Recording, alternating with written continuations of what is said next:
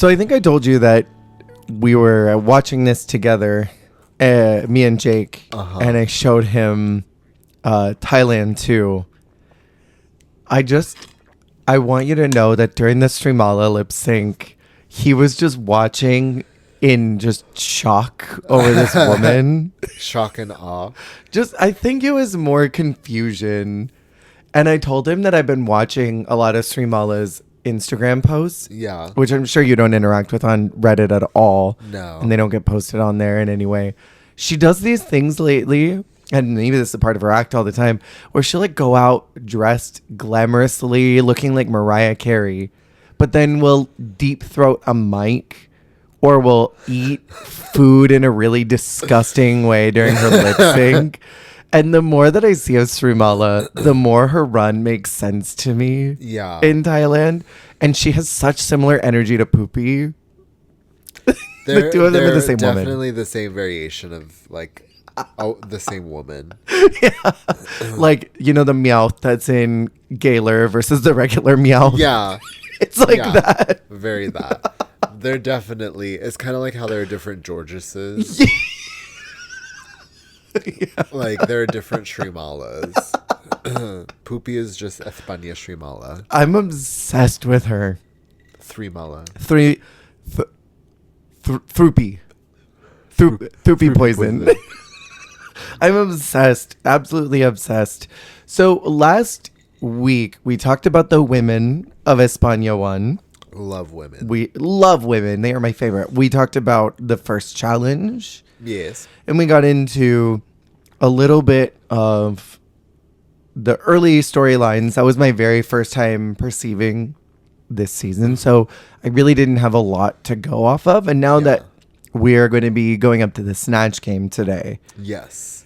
I have so much better of a grasp on these judges. And while I don't always agree with everything that they do, I feel like the rubric judging in Spain almost is, if you are too expected, if you do the mark too much, they don't reward that. Yeah. They want to see you go outside of the box more. They want to see you push it. Yeah, they want to see you go off, which is really interesting. Yeah.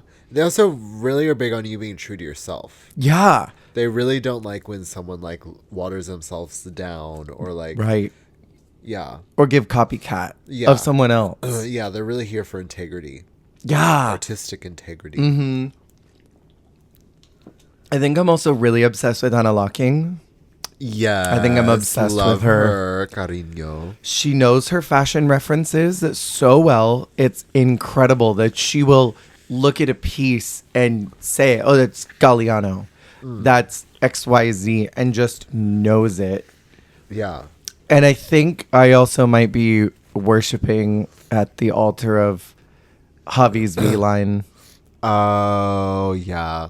He literally, it might have been the premiere, the first or second episode. He had a look, I was like, this man's pubes are out. That slutty camo thing? You saw it? Yes. Yeah. I did look at that. Ridiculous. I saved it to my phone. I can't believe he is just out here. Pubes on TV. Pubis outis. Yeah, I think I might be worshiping that V-line. That might become my new religion. I can't lie. Period. I'm really enjoying the judges this season, even though I'm only a couple episodes in. Who knows? Maybe I'll have a change of heart at some point. Season 3. Maybe.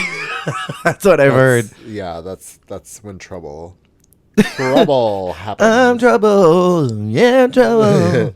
So we are starting in episode 2 today, the Divas episode. The girl groups.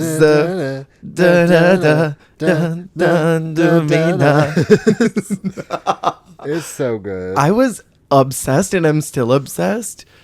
Doing 2 different groups, 1 and 5, 1 and 4. Really fascinating concept, but let's get into this.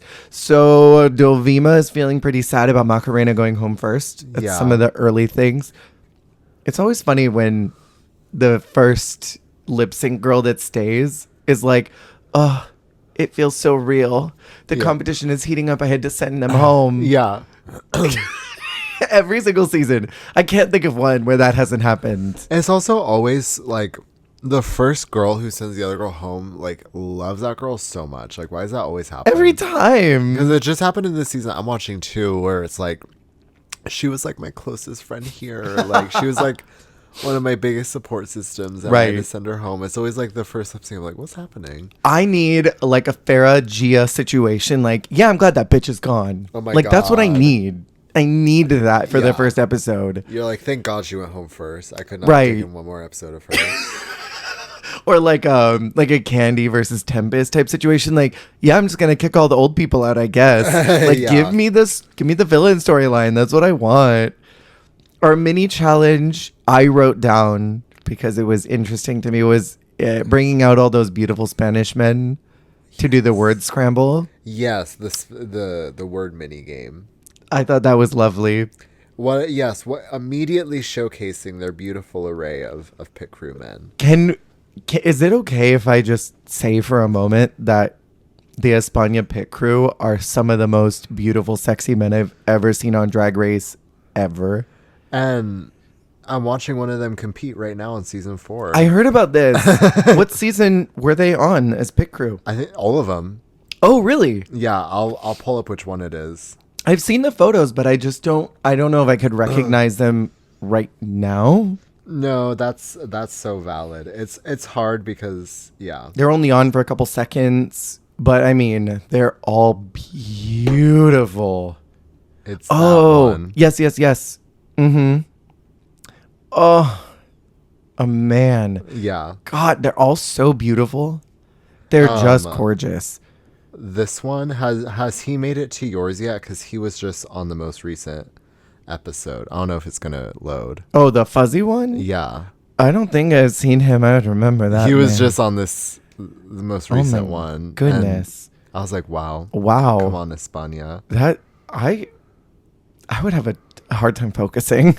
Yeah. And this one. Oh, that's a man. Yeah, they're all so beautiful. Yeah, they're crazy out here. Where like every other franchise has pretty pit crew members, but these Spanish men are just beautiful. It's the one holding the N. That's who's on the pit crew or who's competing right now. Oh, okay. Yeah, he's competing right now, Maggie. Damn. Maggie Yellow. He's so cute. He's pretty good. He's doing a good job so far. He's a really great dancer. Oh, hell yeah. That's so fascinating. First pit crew member to ever be on the show, right? Isn't that so weird? I guess they were auditioning while they also were on the pit crew. Whoa. Like, they've been doing drag. Like, it's not like a new thing, but... Wasn't that Cameron's storyline, too? Wasn't Cameron auditioning for the pit crew and Drag Race? So they're basically like a more successful Cameron.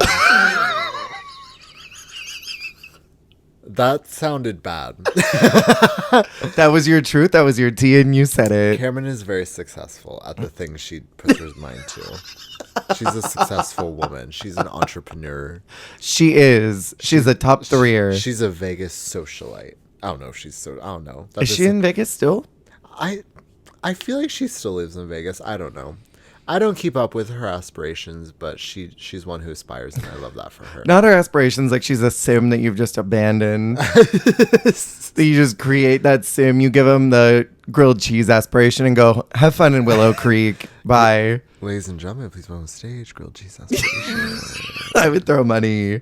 I would. So Poopy wins. She gets an advantage in the challenge, which is to be a team leader. Do you think that being a team leader is an advantage? No. I don't either. I think it's a disadvantage. Completely. Because then everyone's looking at you. Everyone wants you to go down if the team goes down. I would not want to have that responsibility. And then Hugasio gets to be the leader because they won the previous challenge, which I think was smart. One of my favorite parts of this team assignment was that Drag Volcano was the last one picked. And Supremme asks both team members, why didn't you choose her? Shady. Calls them out and makes them explain. I think that's brilliant. It creates friction. It creates drama. And I think it cuts a lot of that tension without needing to sort of sit on it. Yeah. And then walk around the workroom like, well, why didn't anyone want me? Why was I last? You just get it right out of the way, rip the bandage off. It's done. Tell them now. Yeah. Tell them now. Get your tea out now. So Supremme then says that Vulcano can choose wherever she wants to go. And then she chooses Poopy's team. I think that was a fine decision. I don't know if Vulcano would have done well on either one of those teams, to be honest. But I think she synergized more with the women in that group. Definitely. Also, the names. Am I missing some really great pun here with the Metal Donna? Am I missing something? Because they thought that was hilarious. Metal Donna. Metal Donna. There must have been some really great pun I was missing. The 5 1/4 I thought was funny. And that is also something. Is it? It's gotta be. There's like a show called like 3 1/4. 3 1/2 Men or something. Not 3 1/2 Men.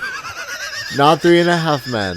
Not that There's one. something in España. Oh, got it. That's a reference to something España. So maybe Metal Donna is too, you know? Maybe. Like Filth Harmony. Oh, right. Stuff like that. Like maybe we're missing out. We're not privy to that info. Yeah. Because they thought that was hilarious. And I thought there's gotta be something that I'm not understanding. And I wish, I'm trying to remember what seasons do it really well. I think Philippines does this pretty good.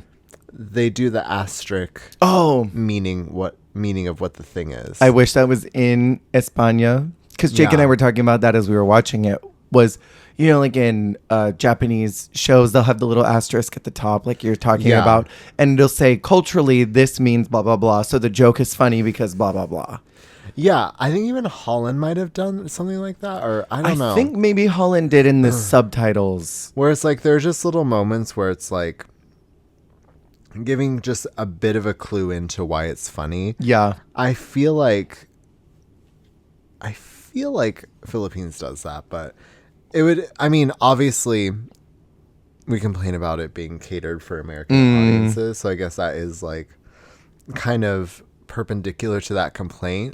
But I do wish that for non-Españans, we just got a little bit of context too. Well, I mean, someone gets paid to sit down and do the translations. So, I mean, give them a little... Are they getting paid well? I would hope so. I would hope so. Could you imagine? I would only hope so. Like, here's a bologna and cheese, and you get a free subscription to WoW. Oh, okay. Now Thanks for here we editing. go. Here we go. Oh, did you find something? Here we go. Investigative A journalism. freaking chorizo. That's the name of this. It's a Redditor. Yeah, It's a Redditor. Freaking chorizo. That's the name of their account. Hold on. Now, hold on a minute. Wow. Do they have ones for all of these? They have a series of posts of all references from Drag Race Espana. Oh. So let me go to... Wow. And they have them time-stamped. That's incredible. That is crazy. Reddit doing the work. Wow. Thank you, Reddit. Thank you, a freaking chorizo. It's Teresa May. Okay. Secretly. Killer Carmen, Ugasio, and Sagitaria form up Las Metal Donna. I guess they chose this name because it sounds similar to Methadone. Oh. Metadona. That's a drug, right? Yeah. Okay, Like okay. Bethadone. Detox's Methadone. drag daughter. Okay. Las 5:15, which means 5 1/4 and 5:15. It means both. That's Okay. why Poopy says that they'll go and listen to the song separately and meet up at 5:15. Okay, so it's just a time reference. I feel like there's also something else. There's but I got to don't be know. something more. I mean, if this person is saying that it's simply a time reference, that's kind of brilliant. Yeah. And also ironic and camp at the same Yeah. time. Okay, so now if we ever don't know anything, I have a reference Freaking chart. chorizo. Shout out to a freaking chorizo Yeah. on a Reddit for this sage information. Hell yes. So I want to talk about Supremme's runway because that was everything. That slutty little blazer with the I love her wind-blown hair. style. It's so fun and funky and weird. It's hot. It's like somehow age appropriate too. Well, yeah, because her style is kind of like, Almost rocker girl. I was gonna say not mom, but like someone older who dresses like the era where they were like in their prime. Oh, like your fun aunt. maybe. Yeah, it's like who still dresses like she's from like the 90s and like, still rocks her power suits. Time-wise, it's almost Halloween, and I started watching Scream Queens again. Oh. Is she Gigi? I literally also just started watching Scream Queens. I only watched the first episode, but I'm currently I just finished the Thanksgiving episode. Incredible. Supremme is Gigi from Scream Queens. She's like 80s rocker Gigi. But yeah, I love her style. It is very her. Yeah, and Anna is in drag. The Count Olaf eye jacket. Bitch. This woman every week is serving me. She's serving. If there's one thing she's going to do, now it's serve. It's serve. And like, I want to give props to Michelle because her hair is, as far as like the fag hag judge. Yes. Michelle's hair is always sculpted and perfect. Yes. But I feel like her fashion sense is always just like a little tacky. Yeah. When we moved up to Holland, Nikki, I feel like was always just really low key, but the makeup was done. Yeah. And then Art and Pangina just have the looks on lock. But neither one of them are necessarily the hag character, but they're always done. Yeah. Anna locking? Miss Mama's got Anna's got it going on, and the only other person who can hold a candle to Anna, who I think last episode I said Anna's my favorite Michelle role, and I forgot a crucial woman, Drag Race Philippines, Khalid Karen. I love Khalid Karen, and I think having a trans woman in Michelle's spot. Oh, hell yeah. She is so fantastic. She works in like media and like presenting, so she's really good with it. She is gorgeous and stunning and is giving looks at every turn. And also, it's one of those things where like in more recent seasons, she's even more like doing the most. I love that. Okay, talk about a real celebrity. I Google her and it's not just her Drag Race stuff. But she is stunning and she is gorgeous. My goodness. She is. Yeah, and I'll find some of her Philippines looks, but she's the only one other than like Anna Loking that I really fucks with, and I really am like, oh yeah, she is Mama. That girl. Yeah. That's a woman right there. That's a beautiful woman. So, okay, let's get into some of the performances really quick. I want to give a shout out to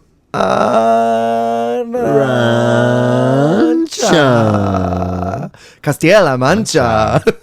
That was so good. A little more off. Castilla-La Mancha.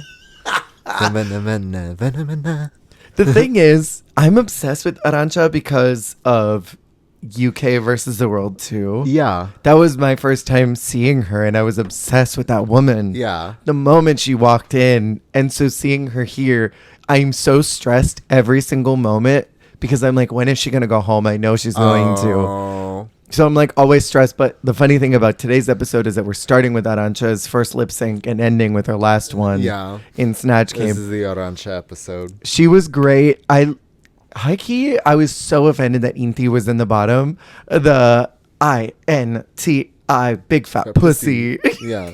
Dena, arriba. Yeah. She was it. I loved her. She was great. And like, yeah, she's a little more low energy, but like, I feel like they're better nowadays at like giving the low key girls a slide. Mm-hmm. Like if your whole vibe is low key, then like, what are you going to do? Right. I don't want to jump too far ahead, but just really quick on Inti's journey here. I understand why she ended up leaving. Yeah. Spoiler alert for 20 minutes from now. Yeah. I understand why she left, but I mean, it feels bad because I feel like the judging, I don't always agree with. They seem to really go for if you are not giving you 100% and if you are doing the expected, you're kind of out of here. Yeah. Because both Inti and Vulcano both got that kind of treatment this episode and the next one. So then I want to say also on this, the dance was brought to you by Ambien.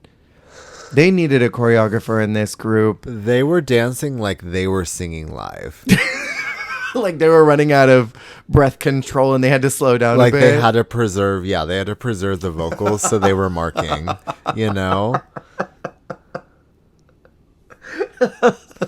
Where it's like it's either it sounds like you're shaky or you don't move so that you can get the good vocals out. Da da da da da da da da.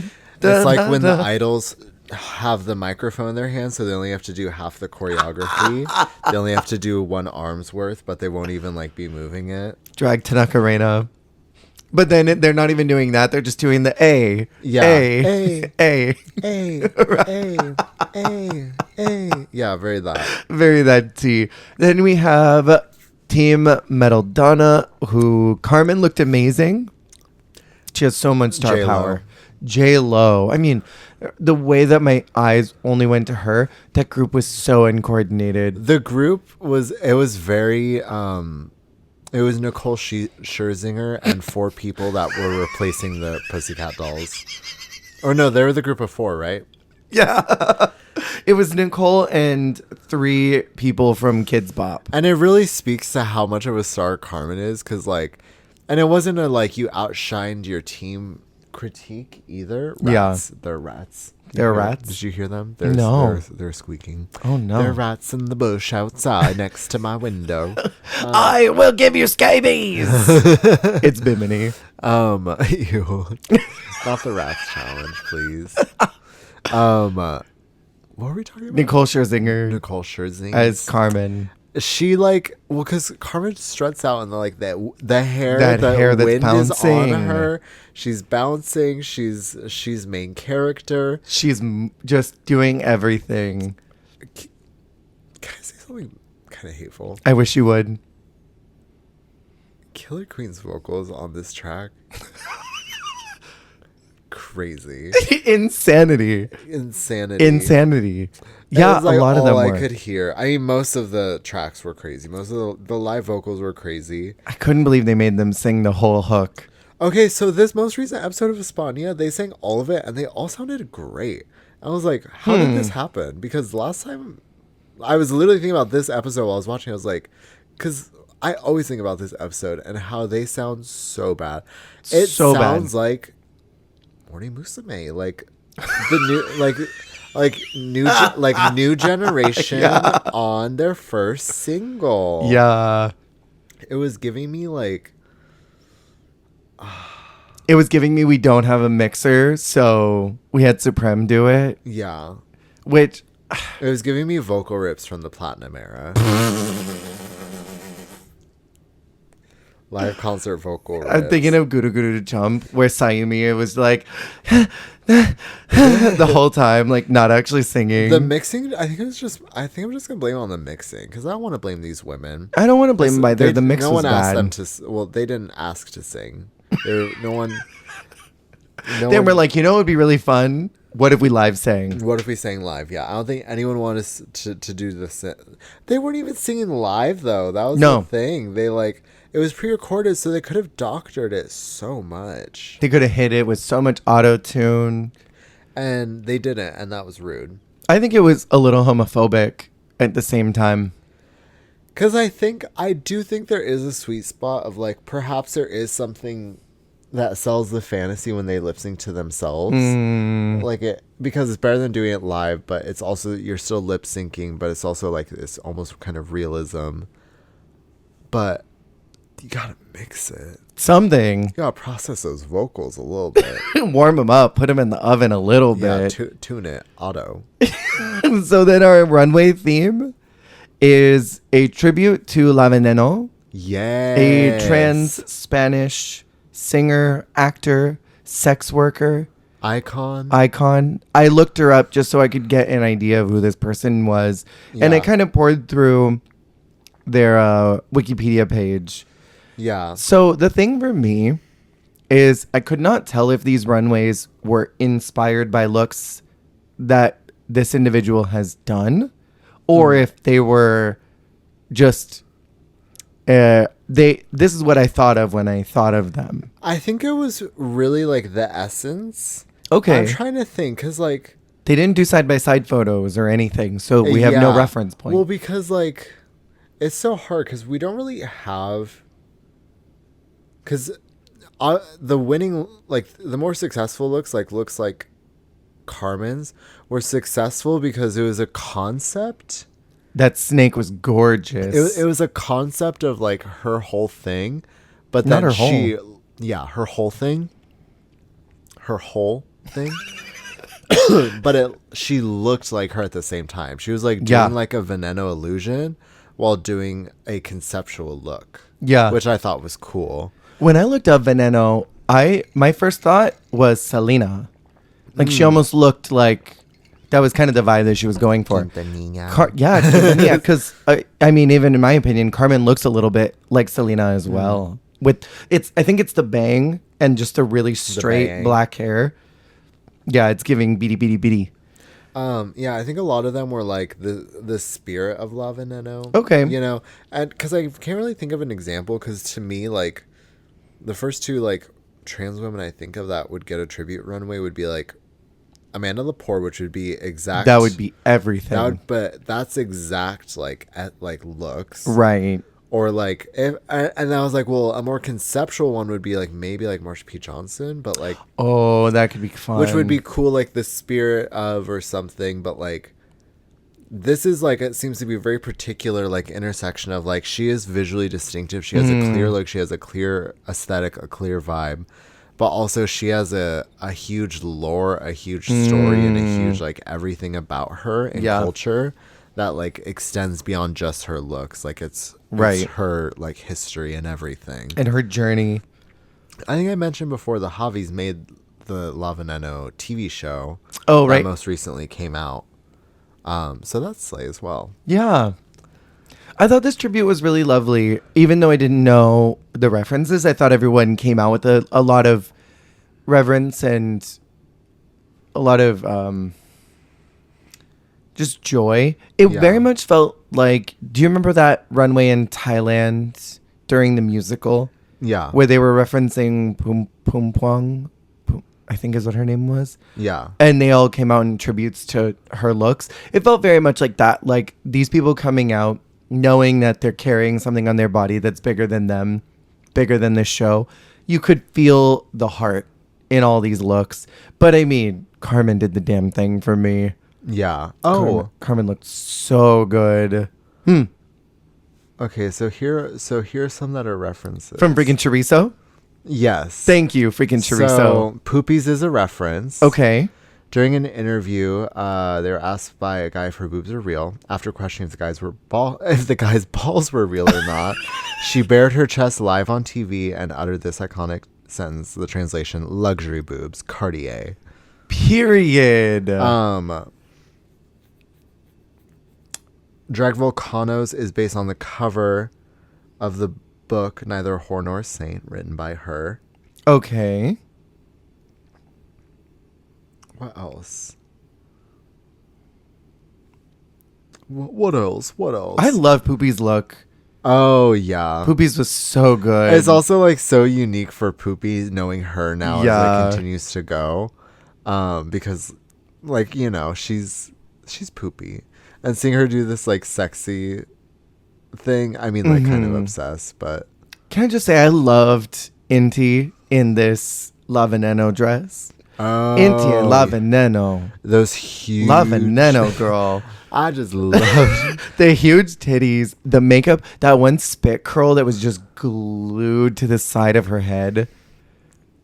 Oh, I was so mad that she was in the bottom. Yeah, she looked so gorgeous. She was snatched, so incredibly gorgeous.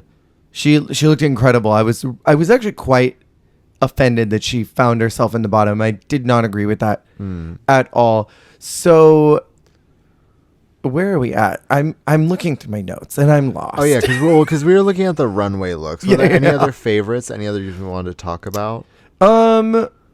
I mean, really, it was Carmen's runway. Yeah, it was Carmen's. I did think what Volcano did ask, though, I think it was in confessionals, because the judges say that she needs to come off her platforms, and she says in her platform, so do the other girls need to get off their heels and get in platforms? Or is it just me that needs to change my drag? Yeah. One gag they left out in the edit, because that's not something you would normally see in a U.S. season. Yeah. But two, thank you for finally asking the question I've been asking for years. When they ask the quirky makeup girls like, Dusty, take those dots off your face. Are you going to tell the pretty girls to put dots on their face since they aren't doing it? Or are you just going to pick on the one who's doing something different? Yeah, it's just like, I don't know. I feel like if there's nothing wrong with it, why ask them to change it? Right. Like, if the goal is to try and improve their drag, Mm. and like, again, yeah, if the question is like, well, encourage like versatility or them to change it up, what about the girls who are always just wearing pumps or pleasers like every runway? Because like they're inherently already kind of going against the grain and doing something different, right? So why try and ask them to go back to doing what everyone else is doing? Yeah. It's like when the Boulets ask people to stop wearing Club Kid boots because they can't walk in them. I understand that critique. Yeah. Take off those boots, you can't walk in them, and they're ugly. They don't have the same aesthetic value. At least her platforms are interesting. They're kind of weird, but like she clearly integrates them into her aesthetic. Like, they're not like an afterthought or something. So I don't know. I don't think it was a problem. I didn't think it was a problem either. The winner was Carmen. By a country mile. Absolute Wisconsin mile. Yeah. Covered in cheese. She was so deserving. This could have been her second win, honestly. Yeah. And I think it would have been totally deserved. But they didn't want her to win the mini and the max. Allegedly. The bottom two is Vulcano and Arancha. I don't agree about Vulcano. Yeah. I think pretty much anybody on Maradonas, any one of them could have been in this bottom group. They could have put all three of them down there outside of Carmen. Drag them. They could have, and they should have. I honestly don't even think Arancha should have been down there. I understand that her look was not good, but for me, I think the performance weighs in a little heavier. Yeah. That I'm like, those bitches sucked. You better punish those girls. Yeah. You punish. I want to see pain and suffering for doing bad in the challenge. Yeah. I think unfortunately, Arancha's being zeroed in as someone who's a bit more green than the others. And then Vulcano is being zeroed in as someone who's quieter than the others. Whereas at least someone like Dovima, she has plot value and she's integrated and she does give good moments even if she's a little quieter. So I do think also like though they're like falling behind in those senses as well. Yeah. And so I think those are coming through in like how they were being judged. In my onion. In your onion? I live for the lip sync though. I thought Arancha she did great. She ate. She was giving slutty sultry dancing she was dancing like she was at the club at like 12:30 1 a.m. Like I live for this woman. Like end of the night, last call, like she was getting it. I loved it. Last call for alcohol. Yeah. Get your bevies and go dance it off before you call your Ubers. Question before we move on. Is this Sagittaria? Yeah, pussy out. What she should have been in the bottom. I thought. Oh, yeah. The testicle cave visibility was not it for me. For anyone that doesn't know, when you tuck, you have two different ways of tucking. One is to pull your testicles up into this little cave that is just like right above where your crotch is. Or you use a gaff. And Sagittaria decided to take her massive bull testicles and push them up into their little hidey-ho cave. And they were on full display. It was like this giant mound on both sides, like a Snickers bar. You look at it and there's that huge vein, that huge dick vein down the Snickers bar. I could not believe it. And I just could not stop looking. Drag her fupa. Listen, good for her. I love that she's got big balls. I love that for her. But that totally takes me out of the fantasy. If you're going to like do the nudity thing and your nuts are visible, they're going to... Wasn't like she cleavage. The one? Yeah. It was no, like totally cleavage. Different. I'm fine with cleavage. No, like I mean like it looks like cleavage. Like it looks like two tits. Wasn't she the one who was... Or was it Poopy that was talking about how Envy's balls were out last week? Oh my gosh, I'm trying to remember. Who was that? One of those girls complained about it. I feel like it would be Poopy. I feel like Poopy would be the one to say that. Someone was talking about Envy's ball. Not Envy. Wait, Envy Not Peru? Envy Peru. Winner of Holland, season 1. Carmen Ferrala's balls. Yeah. I feel like it was Poopy. It must have been. Yeah. So anyway, I just wanted to make sure I put that out there. What I did think was really funny about the end of this lip sync is that Supremme totally pulled like a Shangela to Trixie in All Stars 3. She was like, Arancha, you're a great queen. You make us laugh. You're the heart of this season. You're going to keep making us laugh. And no matter what happens in your future, you're going to keep making us laugh. And Arancha like starts like doing the, oh no, I'm going home, boohoo tears. She's like, Shantae, you stay. Just right away tormenting these women. Tormenting this poor woman. I kind of gagged though. It was kind of hilarious, but yeah. I just wanted her to fully be like, and we're wishing you the best of luck, and we hope you do great things after you leave here. Shantae, you stay. And Volcano was like, yes, fine, no. She was pissed though. She was plucked. I think because she was kind of a big deal, so I think she might have expected herself to go farther and had high expectations for herself. Totally. Being a legend of sorts. So then our next episode is Mocatriz. Mocatriz, Morena, cantante actriz. Such a cunty song.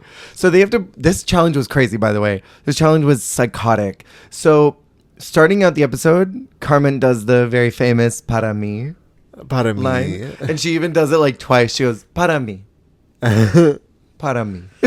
I love her. She's one of those people where when she talks, you listen. Mother speaks with authority, and I just, God, I love her because she is this perfect mix of like, she speaks very frankly, and she is right and like factual all the time, but she's also like really delusional and so like full of herself in the best way possible. Yeah, that like it. She's like if Trinity was a little more like delusional and like full of it. Whereas like she's so talented and she is like super sharp and like really perceptive and like really on the money and like really she mothers the group a lot. But she is also like such a character and like such a ham in her own right. You know, she reminds me of, but a more controlled version of Jade from Cycle 5 of Top Model. The biracial butterfly. Jade, the ace of spades. My name is Jade, ace of spades. Not pulling out the catchphrases. Is she the one that was like, ooh, a party? Yeah, wonderful, fabulous. Yeah. She reminds me of a more controlled, contained Jade. She has very early Top Model Cycle girl energy. I feel like I am the undiscovered supermodel. Very that. Just totally lost in the delusional universe that she exists in. The glamour. Yeah. The glamour is all enveloping. Oh, I think it's also that a little bit of that. She's a more like, if Valentina was more like grounded in reality. If like Valentina was like the manager of like Sephora. Yeah. Not Sephora, no. She's the manager of like a Nordstrom. If Valentina was the manager of Sephora, it would be Morphine. Yeah, no. She's like if Valentina, was the manager of like Saks Fifth Avenue or like definitely Barney's. 100%. Assistant manager of the men's department at Barney's. 100%. That's Carmen Farala. Yeah. Yeah, I love her. So they have to prove that they are triple threats by participating in an advertising campaign as little micro influencers in themed magazines. And it's like, was that even the challenge by the end of it? Because it's like, with the final product... Was there a final product, or was because I feel like it was one of those things where they were judged. How do I say this? It was like an acting challenge where there was no acting, there was no final like commercial or product, so they were judged on their filming. Yeah. Well, there was a final product. It was like a really quick blurb, but did it exist? It felt like nothing. It was a nothing burger of a It really felt like a B-roll. Yeah. Like, I don't know, because it wasn't like a commercial. Like, it wasn't an advertisement. No. It really felt like a B-roll. You know what it was? Tell me. It was the Sci-Fi Challenge from season 3, where they did all of that work to do that entire acting challenge. But then when they showed the final product, it was like a Carmen Carrera as blah, blah, blah. It was the dance challenge in Holland. Oh. do not invoke Holland's name. Yeah, but I feel like so much that. of its judging was dependent on what went into the creation of it. Yeah. The energy they gave, all of that. Mm-hmm. Because it's like, I feel like they couldn't garner enough to judge off of the like 15 seconds they saw of them doing this weird stuff. Like, I don't know. And the editing was weird in the final product as well. Well, that was the thing, is like, if you didn't have context, that's what I mean by that, is like, if you were Anna or something, because Anna wasn't there when they were filming it, right? No. If you're Anna and or the Javis, you didn't know what went into it, and you just see this really choppy, weirdly edited, all over the place, like 15-20 second clip of this girl. Is that enough material to really like get what the story was and judge it? Like, I feel like there had to have been like spark notes for these. There had to have been. There had to have been like context, like a broader picture painted. Just because, like, for me, if I had not watched them making him, if I had just seen the final product, I'm like, what is that? What was that? What in the Oh my god, what was that? Right. Yeah. What was that? Yeah, it was kind of a crazy challenge. Crazy as in sociopathic levels of crazy.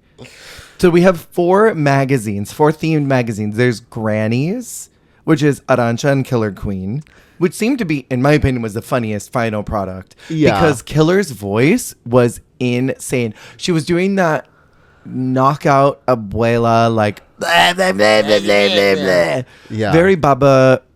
Babadook? No. What is her name from Spirited Away? Baba Booey. I know who you're talking about. Not Baba. Not Baba Yaga. Baba Yaga. No, Baba Yaga's a Russian But witch. no, is that not? Maybe. It's Baba something. But she's the one that talked like this the whole time, and she's like doing this voice. Yeah, it was very Yubaba. Thank you. It's very Yubaba type old lady. And I mean, she carried it. She's a pretty good like character actress. Totally. Like, her voices and stuff are pretty funny. And then we had a trashy magazine, which was Hugasio and Poopy. And then there was a glamour magazine, which was Carmen and Dovima. Yeah. It was so flat, but Carmen just was hilarious somehow. Yes, and also I love Carmen and Dovima. Mm-hmm. They're a cute little pair, so I loved them for that reason. But yeah, I mean, Dovima is something else, because she just keeps chugging through this season. But like, man, she's a clunker in a lot of challenges. She was. Carmen carried that whole scene for them. Yeah. And then we have hookers. Am I allowed to say that anymore? And then we have hookers. Is that not? I think that's not PC. I don't think I'm allowed to say that word anymore. We have ladies of the night. We have some night workers. It's Inti and Sagittaria. I will say their final product, where they're on the phone doing the sex work. Yeah. And then it's revealed that they're sex working their dad. Yeah. Was so funny to me. I think it's a kiss of death when 2 young queens do anything sexual. Oh yeah, I feel like they're cooked. Oh totally, because it's like they yes and each other so much. And like I agree, because I am like a reductive little gay boy. I think it's so hilarious.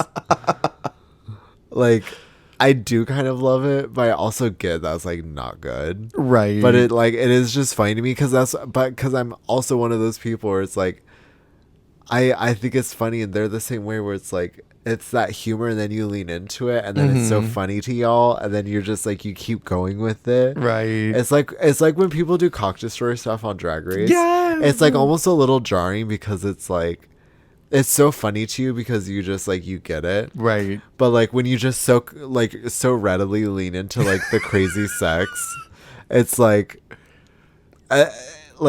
again, like, you're doing it almost like in your personal vacuum of like it, and it is so funny. Like, we think it's funny, but then like you do this commercial, and that's like, this is crazy. This is crap. Yeah, this is a big pile of crap. Because also a lot of times it's also cringe. Oh yeah. I kind of wish that they had leaned into the characterization a little bit more, almost like Anne Hathaway in Valentine's Day. Have you ever seen that? I've not. What a specific reference. So Anne Hathaway's character is a phone sex worker, if I'm not mistaken. Oh, and slay. There's a part where she's in her office and she gets a call from this guy and she's doing this Russian accent and picks up this like rubber band ball and starts like pulling it so it sounds like a whip, and she goes, and I spank you and I spank you and I spank you, thank you, that'll be $5.99, and then like hangs up. I wish that they had leaned more in and done something really crazy, because that scene could have been funny. Yeah. Especially with the bait and switch of it. You're on the phone with your dad. I'm on the phone with your dad. What are you doing? Yeah. It had so much potential. It was crazy. It just needed to be like grounded and glued and tightened up, you know? Right. They just needed one more person who was like maybe like 40 or 50 to like go over the script and be like, okay, so what if we did this? And like, what if this happened? Imagine Inti and Poopy. Wow. This would have been so funny if it was Inti and Poopy. Do you also think, no. Yeah, I agree. Yes. Or Sagittaria and Poopy. I was gonna say I think Inti, because I wonder like would Sahi be better with Carmen, but I feel like maybe like, I don't know who Sahi would be good with. She's funny because she doesn't really have like a ton of chemistry with anyone. Yeah, she's one of those girlies that's very much like her own on her own thing, running on her own wavelength. I mean, I guess I compare them so much, but Aquaria was like that in that sense, where it's like, yeah, you don't. It's hard for her to just be put next to someone and immediately like have great chemistry and rapport with them. Even though Inti and Sahi have a great friendship, they don't have great. She's not someone who can have really good on-screen chemistry with someone completely, which is a huge skill. Yeah, being able to be with anyone and like look comfortable with them and look like and just work. Yeah, and yeah, just yes and keep it going, keep it pushing, and be entertaining with them. But I don't think Sahi has that. No, I don't think necessarily at this point in time yet. She's lovely, but definitely does not. I do want to mention really quick that one throwaway thing that they had to do that never made it into the final cut was running on the treadmill, lip syncing to Cha Cha Bitch. Oh my God. Okay. So yeah, that's like, it's those things where it's like, how much of the model of the final challenge is like really like, what are we judging? Right. Because it's like, they did all of this stuff. And then you get to the end and you're judged on like a 15-second edited like their YouTube ads longer than those, you know? Maybe SAG stepped in and was like, you can't put that in. You have to take that out. This wasn't safe. Right. This went against violations. You broke laws. So, okay. Can you please look on freaking Chorizo and tell me, did I miss something with my roots? Because my understanding was that it was to show who they really are and where they come from. And then Poopy had a strawberry tree, and two of the girls were cats. And then someone else was an animal. Because it translates directly to my roots. Yeah. Yeah, okay. Was this a mistranslation? Is there some really funny double entendre that I missed? Okay, so here we go. Poopy's runway. Poopy is wearing a chalupa dress, which is Madrid's regional garment. Okay. The tree and bear at the top of her head is a replica of the famous statue of El Oso y el Madrono, which is located at the plaza in the Plaza del Sol in Madrid's downtown, and it's an emblem of the city. So she had... Oh, I see it. 'Twas an emblem of the city. Got it. Okay. I see it. I got it. Beautiful. Okay, so then wait, who's the other one? Okay, because Carmen was a cat. Yeah, why? I didn't understand. There had to have been something I missed. It says her runway is based off the look of the Iberian lynx. Yeah, but why? That I do not know. Okay. Great. That I can't talk about. Who's the other one? Someone else was a cat, weren't they? The wiki Killer Queen. Killer Queen. The whole wiki is refreshed and it's sent me to the top. I really liked what Ugasio wore. I thought Hugasio looked really good. I thought there was nothing wrong with it, but Anna did not like it. And then I love Inti's. Oh, yeah. Okay, also I figured it out, sorry. At least for Killer Queens, people from Madrid are called gatos or gatas. Okay. As like a slang term. So I don't know if Carmen's... I don't think she's from Madrid. I think only Killer Queen was from Madrid. So I don't know why she's a Lynx. I don't know what the Lynx connection to where she's from, Andalusia, is. Interesting. So... Oh! Okay, it's in the Iberian Peninsula. Okay. And she was an Iberian Lynx. Okay. Where she's from is in the Iberian Peninsula. So it's a little more big-brained, out of the box. Okay, there we go. We've connected them all. Dots are connected now. So they get feedback as groups, and then half of them are called safe, and 4 of them are left on the stage. That's, again, this challenge is like a nothing burger. Yeah. Because we see these clips, and then it's like, how do we judge it? You know what? We're going to judge it as confusingly as possible. Yes. We're going to judge you once, tell you what's up, and then we're going to separate you so you know your fate. Like Inti and Dovi knew what's up. Yeah. Anybody would know. Like, you've already been critiqued once, and then you're getting a second round, and you're like, well, it's just us two, so I guess we're the bottom 2 here. And the secondary critique wasn't even constructive. It was like, so you did really bad. You just wanted to... I am obsessed on UK6. Chanel O'Connor is something else. People are saying she's the plain J of UK6, but she really isn't. But she's just so like cunty in her own strange way. And she was having beef with a girl that episode, and then another girl in Untucked got upset and walked off. And so Chanel got up to comfort her. Oh, and the other girls were like, no, Chanel, no, don't go. Because they don't want her to go comfort her. But it was because she was basically like, this girl was upset because she was in the bottom. And she was saying to another girl who was in the bottom, like, well, you got bad critiques, blah, blah, blah. And that girl got upset, like, well, you need to tell me.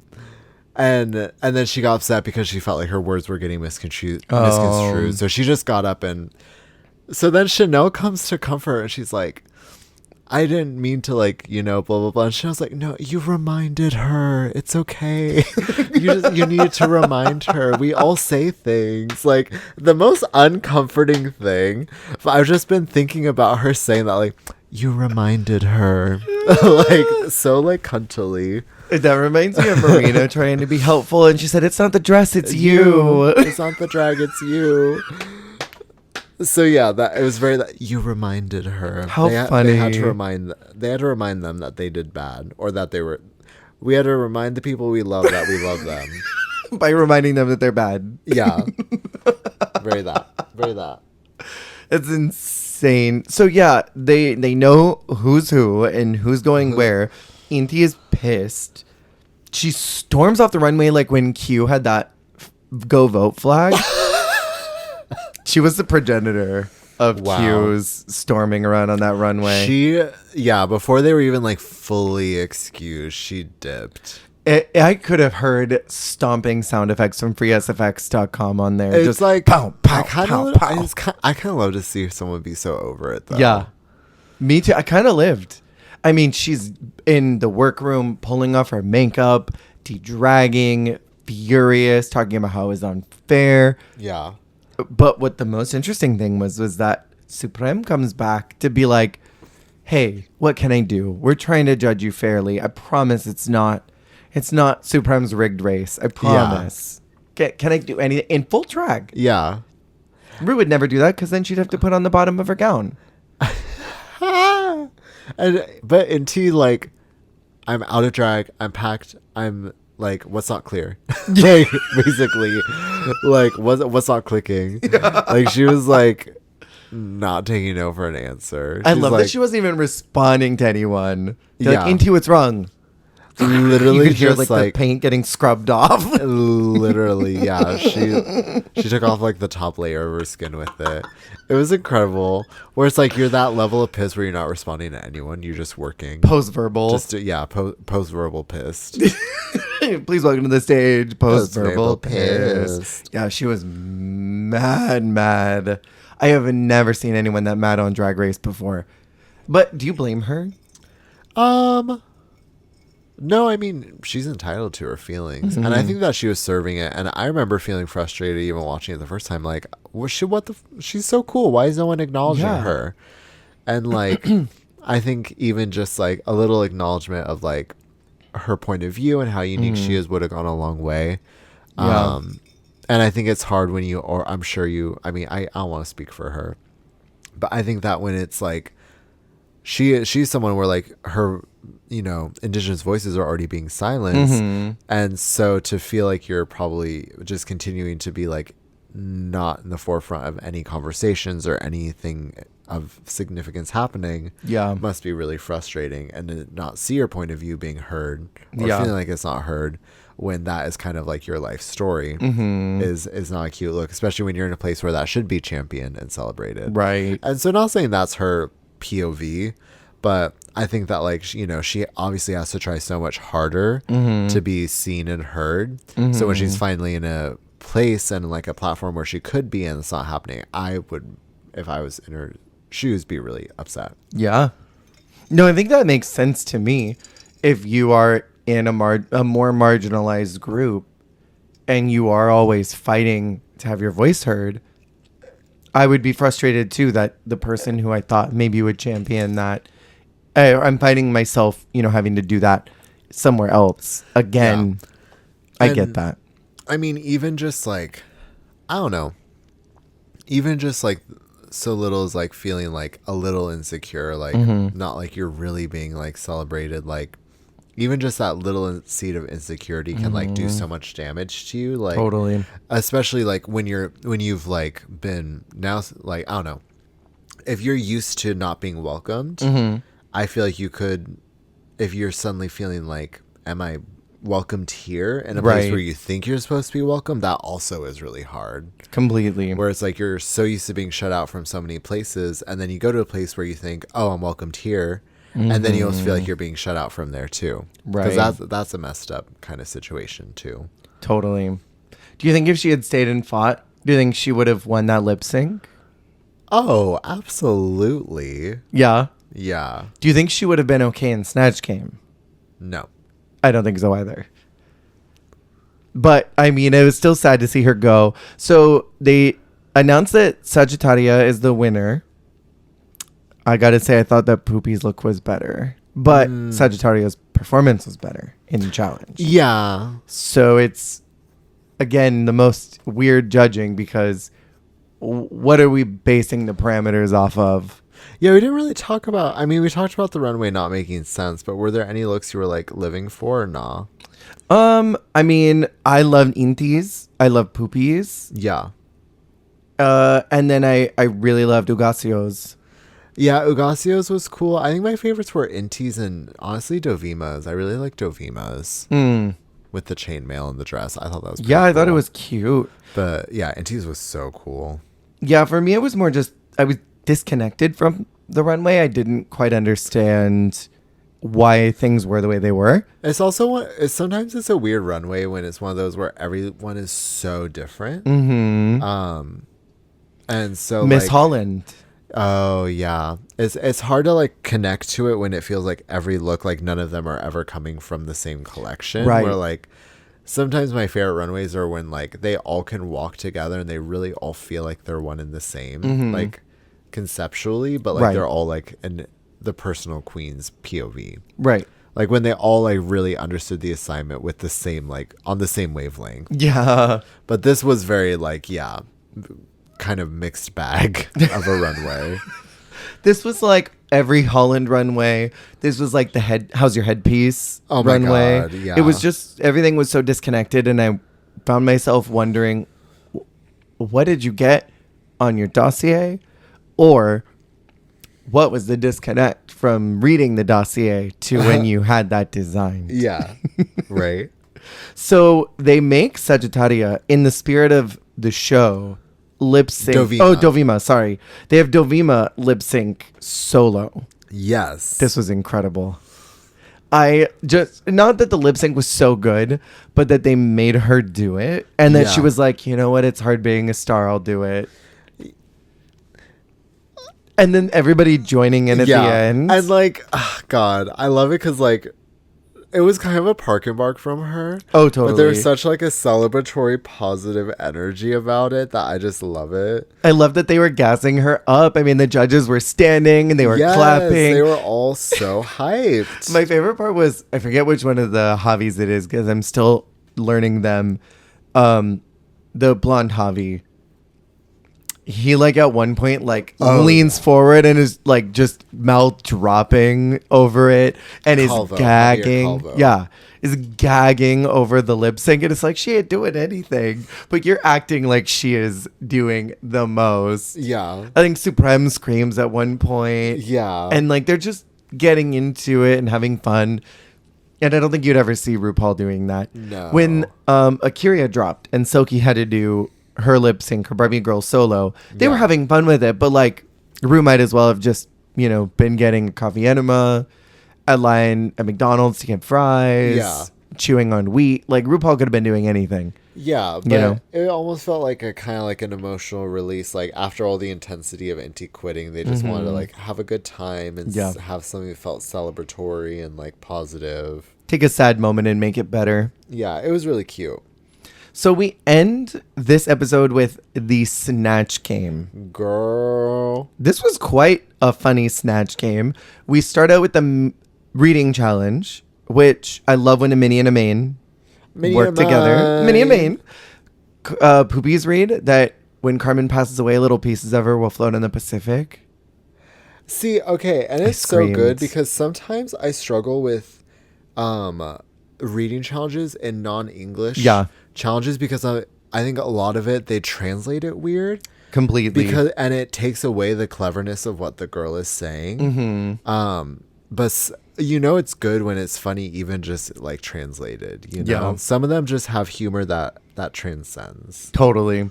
In a universe where Poopy and Srimala could both speak perfect English, I would love to see them on a Versus the World with like Setter Jean. Did you hear? We can talk about now that you know who she is. Did you know that Ugasio was supposed to be on Global All Stars? What happened? Apparently, listen, I don't know if this is true. This is what I've read. Ugasio was asked and she didn't pass the English test. Oh. But also in general, most of the España girls in general just couldn't pass the English test to film. That's sad. Wasn't Candy supposed to be on there, but the people doxed that she was, so she had to drop last second? Yes. I heard about that from you, I think. And that made me upset. That was very... I want to talk about another pit crew boy. The one with the big, giant, fat ass. Big fat ass. Who gave him the right? His name is Ele Sanmi on Instagram. I found him. I went on the wiki and I found him, and his ass is just as fat on Instagram as it was on the TV show. On the fat. It literally 85% of the Instagram photos are just fat ass. It's incredible. I was gagged.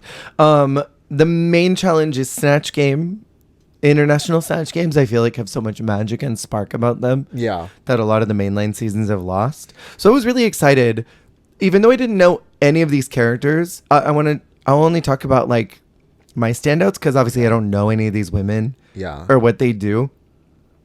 I thought Poopy's look was insane. Yeah. Just insane.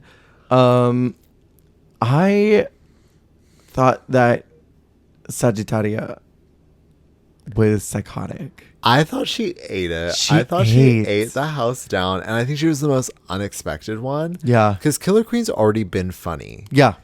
And Poopy's been already super funny. I think the only other unexpected one was like Carmen. Yeah, like, she was quite funny too. But like... I mean, they were all funny. They all did good, yeah. But except Ugasio. Woof. But Sahi was just on another level. And like... I remember... the ones I remember is when she was like, I just wrote a crown of thorns. Because that voice she does, or I put my grandfather's picture. And then the "Oh mi Salvador." And they start singing the song. Yeah. Insane with the blacked out teeth. The blacked out teeth, the candle. It was so crazy. And like psychotic. I loved it. I thought she should have won. Yeah. Her poopy. Yeah, I think Killer Queens is interesting because like it made me think like I wonder how people, if someone who didn't know who Donald Trump was saw like a Donald Trump impersonation, like isn't that as funny? Because like when you hear someone about like Viv talking about grabbing people's pussies, like would you laugh at that if you didn't know who Trump was? Probably not. Because like Killer was funny, right? And like a lot of the jokes she made were funny, but it's aided by, I'm assuming she's a disliked person, like a Sarah Palin. Palin. Yeah, it's someone who seems like it's already funny to laugh at them because they're a political person who we don't like, kind of vibe. Yeah. So I think that sort of aids in her winning, and like. But I also feel that way whenever like a Trump impersonation is successful or like anything. Like I do love them, and I loved when Alexis Mateo just did Baby Ron DeSantis. Wish she had just done full grown Ron DeSantis. Same. But regardless, like I do enjoy that, but I also think that like not that you're gonna get a guarantee, because there's also a lot of them that are terribly unfunny. Yeah. There are a lot of really flop politicians. But if you do a pretty funny politician, it's kind of bonus points, because I feel like people already want to laugh at them. Right. Because it's kind of like they want it to be a laughing stock. Like it feels good to laugh at that person that you kind of hate. Right. I agree. So then, there's like, I think a lot of the jokes just get lost in translation. They were still funny, but I didn't write anything down because I just didn't maybe understand some of the cultural parts, even though I did laugh. I thought they were funny. Yeah. Hugasio said not one funny thing at all. Hugasio is the only one that I think was just straight up not funny. Because even like Arantxa had funny moments. Arantxa was very solidly funny. Yeah. I liked her physical comedy quite a bit. But then they do a ball. Yeah, because Snatch Game wasn't enough. Snatch Game is a huge challenge. And then make them do a ball. Do we want to talk about the looks at all, or do we want to kind of just talk standouts? Because there are 3 looks. We have a trashy chick, which I kept saying choni. Yeah. And my dad always used to say chonies, but it's chone, like your underwear. Yeah. He used to say chonies all the time. So I kept hearing choni, and I was like, underwear? I'm also familiar with that term. Yeah. It's like very Spanglish to just say, hey, your chonies are showing. Yeah. Even though it's not pronounced choni. Yeah. Like, that was what my brain kept going to. And I'm like, my Mexican Spanglish ass is hearing underwear. Yeah. My white person brain just like took this as like, Banji Girl Bling? Yeah. Executive Realness. Jet Set Eleganza. Executive is so good. Yeah. The Jet Set was fun. Yeah. I love this interpretation that they all took on it, because it's set somewhere specific. It's Marabella. Yeah, which like come on Destination. I love that. Destination Jet Set. We can talk really quick their packages, and just if you want to give quick thoughts about the whole thing. Yeah, like queen by queen. Arantxa's package is really weak, but I love the final look.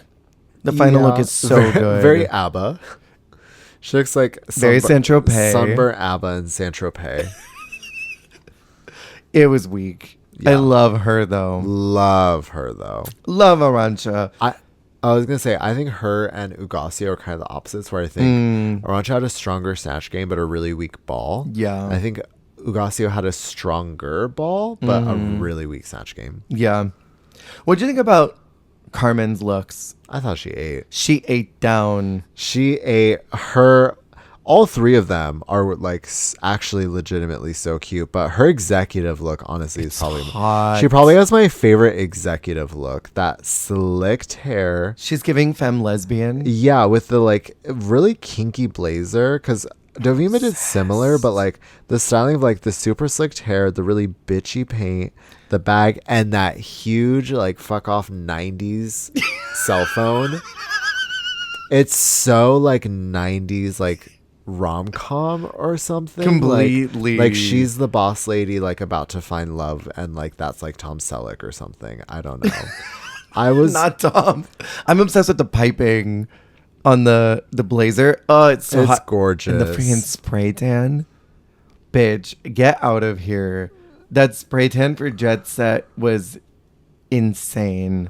And but it also, it feels like fully realized Carmen. Like I feel like this is how she wants to be forever. Except the blonde on her, like the blonde with the super tan, it was a moment. It was giving Paris Hilton, like very early days. What was that TV show they did? My World? Simple Life? Simple Life? Yeah. And I do love Carmen with her dark hair, but it was fun to see this like super like glam blonde tan like beach going socialite. She felt very Miami. Totally. What do you think about Dovima? That's what I thought too. See, I'm listening and I'm feeling the same way. The first look was confusion. The second look was like a worse version of what Carmen did, because she just looked like she was wearing a jacket with no pants and her pussy was out. And then the last one was a little confusing. Okay, so each one of these, she looks like she's going different places. That first look, she looks like she's going bowling. In a bowling league. Bowling on like Freddie Mercury night. Yes, very that. The second look is if Vampira was going to bed.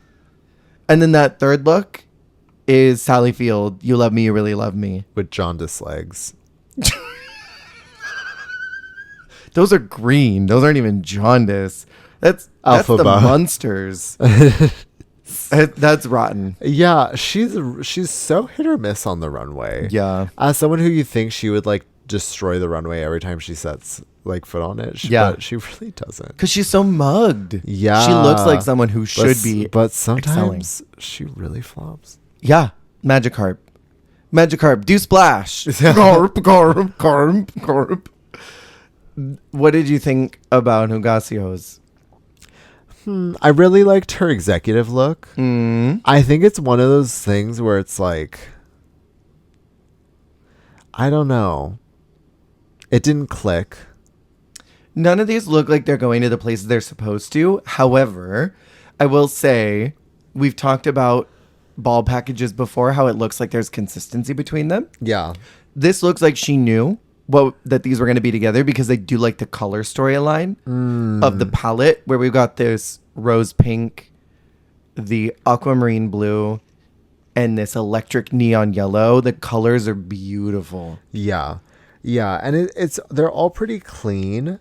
I think Very clean. that's just like, I expected more like, I don't know, out of the boxness from these looks with her. This is so everyday. Yeah. I think that's what's not clicking for me.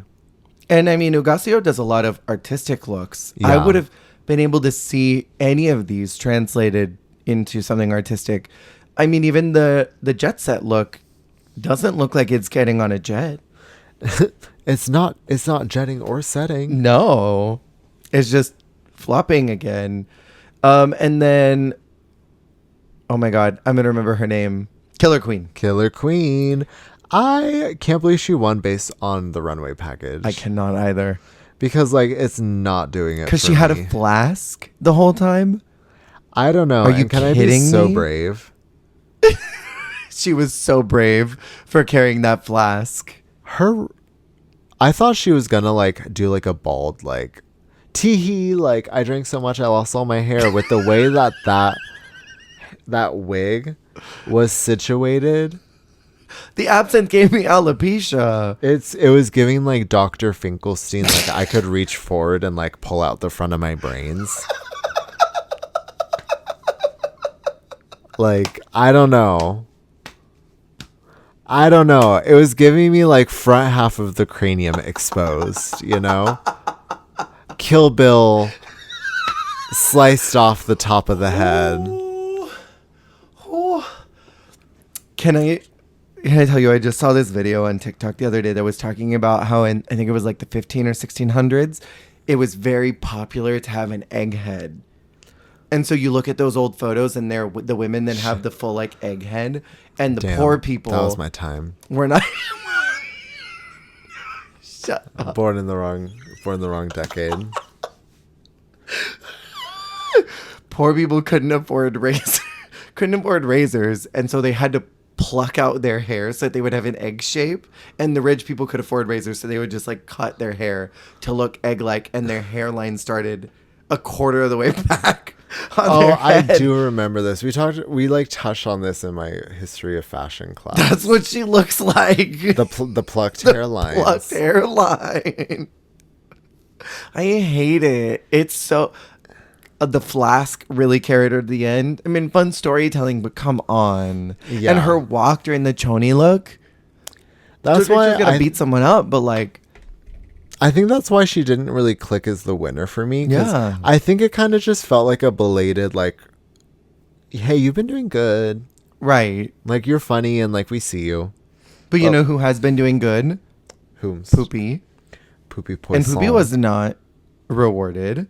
Well, I also don't think these looks are worth rewarding. No, I don't think they are either. I don't think this is worth rewarding. Tit out, doing whatever it is she's doing. It looks like she's trying to vacuum up a drone from the shot. I don't know I can't remember what she actually was doing at this moment. This photo, I don't even think I can put it in the YouTube video because I think it's too rotten. But what the photo is giving me is, you know, those memes where it'll be like Twink says, I've never done this before, and then sits on a traffic cone. Yeah. That's what it looks like she's doing. I've never done this before. Let's talk about the executive realness. Do we need to? She looks like she is like Amelia Earhart or something, but like a slutty kissogram version. It's like you just got flashed by the librarian. Like, button it up, and she's gonna like help you like check out some books, but then she's like, oh, and check this out. You know? Check out these. Yeah. Very, very crazy. What do you think about trend alert, plucked hairlines. Trend alert, eggheads. Madame Poopy's also got her cranium exposed. That frontal lobe is aired out. They must have seen that TikTok video, and they both said the TikTok video that just aired a week ago. It's like literally if you like put the hand like on top of like square on top of your head, and then from there forward, just that's all bald. Hi, bald. Well, you know, they say that your forehead is supposed to be that because where you put your pinky finger, if you were to lay your hand flat, your pinky finger sits right above your eyebrows, and then your index finger would touch your hairline. That's why it's a forehead, because it's 4 fingers. Oh yeah, I have a forehead. Like, but like I have a Poopy's 5 head actually. An 8 head. Yeah. It makes me feel better about my forehead because I got that Rihanna forehead, and like, but I see this and I'm like, wow, I have such a delicate little hairline. Delicate, feminine. Me and my little Womana. 2-inch forehead. Yes. But she's giving a Rancha's look dipped in Kool-Aid. You're right. At a wellness retreat. A wellness retreat. I'm dying. What do you think about Saji's? This is why I think she should have won. She ate this. She ate everything down. The choni look is so hot. She looks like one of those cool girls. You didn't go to public school, but she looks one of the cool girls at school, like the Latina girls at school who are like just smoking outside of campus before the campus police come by. Oh yeah, they put it out and run off. And you're like, oh, I'm just walking to class. It's giving me that. It's giving me like prostitute they interview on a cop show. Totally. That's like, oh yeah, like I know her. She used to, you know, Johnny was her regular. They used to do blah, blah, blah. He liked it when, you know, she sucked on his toes, whatever. Yeah. But it's also giving me like Fran Drescher. Totally, Fran Drescher. It's giving me the nanny. It's like giving the nanny as a sex worker. Yeah, I love it. It's hot. And then the freaking executive look. This is so Ariana Grande, Breakfast at Tiffany's. She's clearly one of those gays who cares a lot about executive realness looks. I think there are gays who like executive realness looks just really throws them for a loop. Yeah, but there are others where it's like they hear the music and it's just like, yes, game on, bitch. Like I think there are like there are executive realness gays and there are non-executive realness gays. And she's definitely an executive realness gay. There are two kinds of gays in the world. There are Miranda Priestley's and there are Andy Sachs. Yeah. Well, and she's clearly very much on that Miranda pipeline with the glasses, the draped jacket where you're not wearing it, but it's over your shoulder. With the matching skirt and that cunty little belt. Yeah. And it's kind of like a Chanel tweed, but it's in such a neutral color. Mm-hmm. It's really cool. It's fashion. And then her last look feels very like quintessential her. I don't think this is necessarily getting on a jet either. I think it's the same problem as a lot of the other ones. It does not look like it's getting on a jet, but I like it. It's ethereal white girl. Very ethereal white girl number 4, but it does feel very her. It feels her jet set. Yeah. It's like when Ginger wore that dress and it was like, well, yeah, this is what I would wear. Yeah. It doesn't look like what a normal person would wear getting on a jet, but I don't think she's trying to do normal girl. She's not a normal person on a jet. She's not. She's not like other girls. She's Sagittaria. Yeah, but she really should have won this freaking challenge. She should have won. Opinion. Her Snatch Game was great, and her ball package was so good. It was incredible. I was kind of flummoxed that Killer won. Because, like, if it was trying to reward, well, you've been well. Poopy was good, too. And both their balls were bad. Both their balls. They were like Dovima's balls that were showing a couple episodes ago. Oh, just visible and present testicle cave. Oh, and I didn't want to see them. Oh, no, that was Saji's balls. Sahi's ball cleavage. I'm going to remember these girls, I promise. So our bottom two is Arantxa and Ugacio. And they have to lip sync to Pussy. Pussy. Pussy. Pussy. That was such a cunt lip sync. I didn't expect Ugacio to bitch. Speak on it. She really said, I'm a bad bitch. Yes. I'm a bad bitch in the club. I've had 5 drinks. I broke up with my boyfriend last night. Very. She was giving like white girl wasted, but in the best way possible. Mm-hmm. Like she was just like. Why did she turn it? She did turn it. I thought Ugacio would get out there. As soon as I heard that music, I'm like, oh, she's cooked. Arantxa has this. I told Jer before we started recording, I feel like Ugacio being a look queen is like, I cannot get eliminated looking like this. I cannot go home sunburnt in this little dress right now. Like this would not be the challenge I would want to go home on. This is not my legacy. Yeah. I will not go out looking like Derek Barry with an eyebrow touching the top of my hairline. Absolutely not. No. I do wish sometimes that when they know they're going to be in the bottom, they would let them change so they don't look like a hot fucking mess. Right? But yeah, I mean, she turned the party, the body gyrations. There was like one move where she like kind of crouched and did that classic like white girl thing where they like wave their arm in the air or whatever. It was and she so looks good. like the kind of girl who like you would never think she would ever dance in her life in a club or anything. Like, no. Like, you'd think she'd be so uncomfortable and, like, not about it, but she really went for it. And they would do the not twerking where their back just moves back and forth. Oh, yeah. That's what I was expecting from Ugacio. I didn't think anything was going to happen. I thought they were going to do the, like, regular, like, alternative queen thing where they just, like, reach out and they, like, just kind of, like... They just kind of do like arm movements because they can't like dance, so it's just like touching the air. Yeah, it's just like it's like waving the imaginary like foam away or foam mist, fog. That F word. Get that fog off the screen. I am not watching that. So Arantxa unfortunately is out. I love her so R.I.P. much. I did love her saying, Can you believe they booted the Spanish Hannah Montana? Hannah Montana. Prophecy fulfilled. Yeah. Someone had to do it. When she said that, Arantxa was born.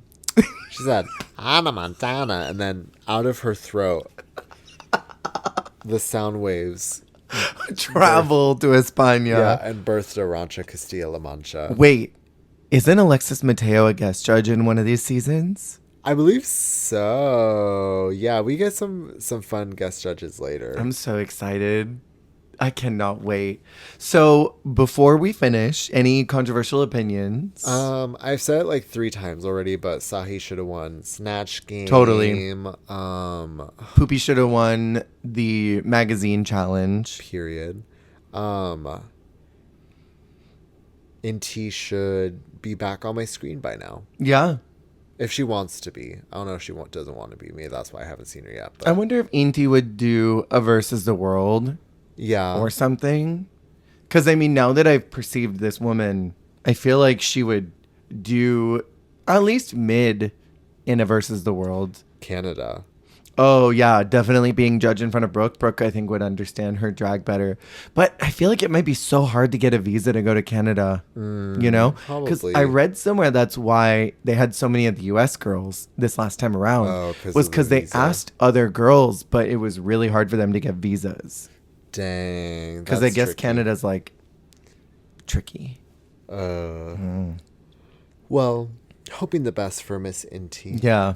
Do I have any other? No, I mean, really, the Sahi one's my main thought. Yeah. My only spicy take is that I like the judging because I feel like they really get into it. Yeah. And they don't give fluff critiques. Yeah. But I'm still confused on the parameters for why they judge the way they do.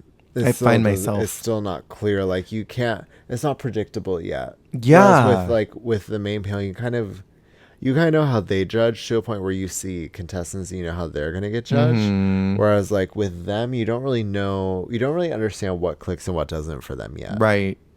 It's sort of different from every other franchise because it's like Rue, Brooke, Fred all sort of like had their favorites and you can tell who they like and they sort of snipe out the ones they don't really respond to.